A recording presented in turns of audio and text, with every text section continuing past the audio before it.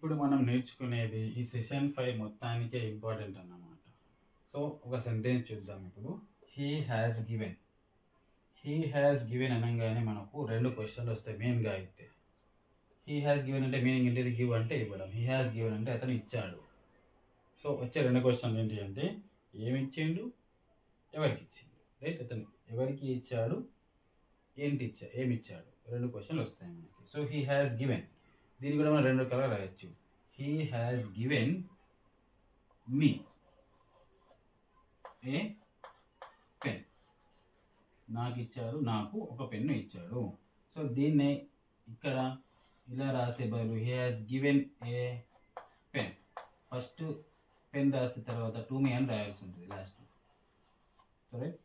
So ఇక్కడ ఒకవేళ గనక ఈ సెంటెన్స్ తర్వాత వచ్చేది గనక ఇక్కడ మనకి ఒకటి వచ్చేసి ఇది వాట్ అనే క్వశ్చన్ ఇస్తే ఈ ఆన్సర్ వస్తుంది ఏ పెన్. హూమ్ అనే క్వశ్చన్ వేస్తే మీ ఎవరికి ఇచ్చాడో వస్తుంది. సో ఇవి 2 క్వశ్చన్లు వేసినప్పుడు మనకి ఆన్సర్ వస్తే వాటిని ఆబ్జెక్ట్స్ అంటాం. ఏమంటాం? ఆబ్జెక్ట్స్ అని అంటాం. For example I'm going. What అనే క్వశ్చన్ వేస్తారా? నేను వెళ్తున్నాను.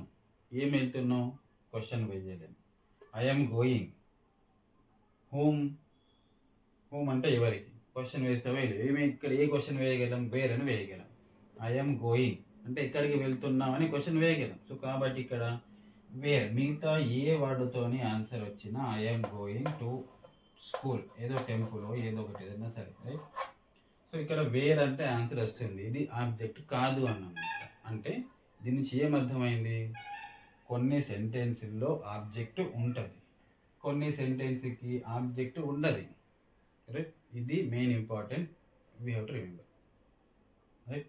ఇది అనగానే ఇంపార్టెంట్. సో కాబట్టి సెంటెన్స్ స్ట్రక్చర్ వచ్చేసి జనరల్గా అందరూ ఏం చెప్తారంటే subject plus verb plus object అని అంటారు. ఏమంటారు? Subject plus verb plus object అని అంటారు. కానీ అన్ని సెంటెన్స్లో ఆబ్జెక్ట్ ఉండదు కదా. అలాంటప్పుడు ఆబ్జెక్ట్ అనడం అనేది కరెక్ట్ కాదు. ఏమనాలి? Subject plus verb plus other word అని అనాలి. అదర్ వర్డ్ అంటే అది ఆబ్జెక్ట్ అవ్వచ్చు, కాకపోవచ్చు. Right? So what is the general structure of a sentence in English? Subject plus verb plus other word. ఇప్పుడు ఈ వర్బ్ అనేది ఏం చెప్తుంది? ఏదో ఒక యాక్షన్ చెప్తుంది. ఈ చెప్పే యాక్షన్ ఈ సబ్జెక్ట్ చేస్తే అంటే ముందర ఉన్న దాన్ని సబ్జెక్ట్ అంటాం. అది సబ్జెక్ట్ అనేది ఈ యాక్షన్ని చేయొచ్చు, చేయకపోవచ్చు. రైట్? అంటే మనం ఇప్పుడు నేర్చుకున్న అన్ని సెంటెన్సుల్లో కూడా ఈ వర్బ్ ఏ యాక్షన్ అయితే చెబుతుందో దాన్ని సబ్జెక్ట్ చేస్తుంది. కాబట్టి వీటిని యాక్టివ్ సెంటెన్సులు అంటారు.